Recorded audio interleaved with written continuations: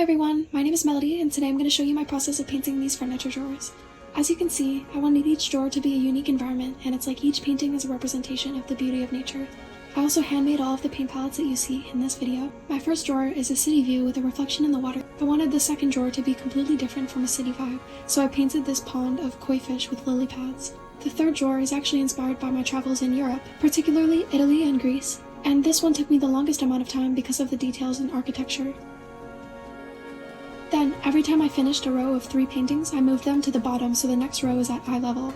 Then I began my 4th painting of an island scene with a really colorful sky.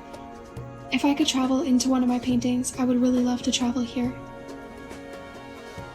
My next painting is a spiral galaxy, and this one will be moved to the middle so it's like the center of all of the other settings, and it's representing divine source energy of the universe that connects all of the other scenes of nature.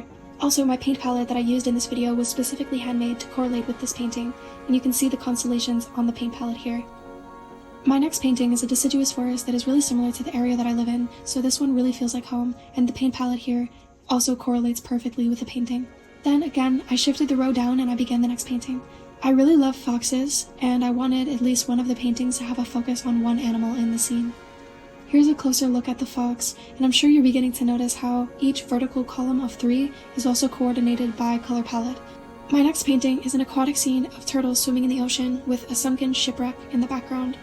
I added some aquatic plants in the foreground of the painting to give more depth, and I think this might be my favorite because it's so dynamic. Finally, I wanted my 9th painting to be really different from the rest, so I created this savanna scene with zebras and a warm sunset sky. Here is the final result, and I really want to know which artwork is your favorite.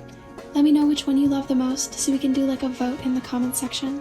Now it's time for an official reveal of all of the paint palettes I've created, and I've taught myself how to design all of these unique palettes so I would feel more inspired to paint often.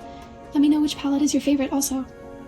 This is one of the best projects I've ever worked on, and every time I wake up, I open my eyes and I feel like I live in a museum of my own creations, and I'm so grateful for all of you that support my artwork and subscribe to my channel.